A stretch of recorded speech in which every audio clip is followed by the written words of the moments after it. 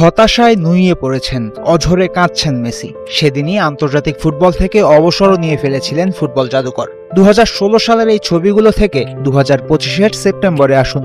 এদিনও Messi কাঁদছেন, তবে এবার সুখের কান্না, খানিকটা বেদনারও হয়তো, কিন্তু অপ্রাপ্তি আর নাই লিওর। ঘরের মাঠে মেসির শেষ ম্যাচে ভেনেজুয়েলার বিপক্ষে মাঠে নেমেছিল আর্জেন্টিনা। ম্যাচটা তারা হেসে খেলে 3-0 গোলে জিতেছে। শেষ বেলাতে এসেও মেসিকে ঘিরেই আর্জেন্টিনার সাফল্য এসেছে। আর্জেন্টাইন ক্যাপ্টেন করেছেন জোড়া গোল। ক্যাপিটাল সিটি বুয়েন্স আইরেসের এস্তেদিও মাস মনুমেন্টালে 85,000 দর্শকের সামনে খেলতে নামে আর্জেন্টিনা।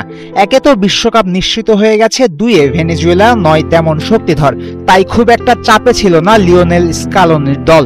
ছিল শুধু অপেক্ষা মেসিকে গোল করতে দেখার। সেই অপেক্ষার অবসান হয় ফার্স্ট হাফ শেষ হওয়ার খানিক আগে। 39 মিনিটে হুলিয়ান আলভারেসের অ্যাসিস্টে মেসি পান ম্যাচে নিজের প্রথম গোল।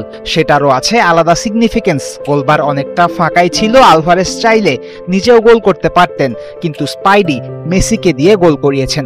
আজীবন অন্যদের দিয়ে গোল করানো, শেষ বেলায় এসে কৃতজ্ঞতা ফিরে পেলেন বৈকি।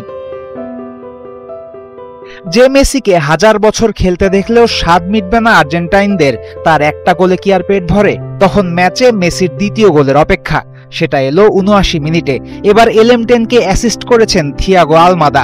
নিঃস্বার্থভাবে নিজে গোল না করে মেসিকে দিয়েছেন তরুণ আর্জেন্টাইন, যেন মেসিকে অ্যাসিস্ট করাই ছিল ওদের লক্ষ্য। ক্যাপ্টেনের জোড়া গোলের মাঝে 76 মিনিটে স্কোরশিটে নাম তোলেন লাউতারো মার্টিনেস। ম্যাচে মোট গোল হয় ওই 3টাই। ভেনেজুয়েলার স্বাগতিকদের গোলমুখ পর্যন্তই যেতে পারেনি।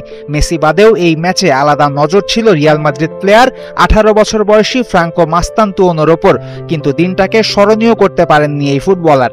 একাদশে বাকি সবাই অবশ্য ছিলেন চমৎকার। এই জয়ে কনমেবল অঞ্চলের বিশ্বকাপ বাছাই পয়েন্ট টেবিলে আর্জেন্টিনা চলে গেছে বাকিদের ধরা ছোঁয়ার আরও বাইরে।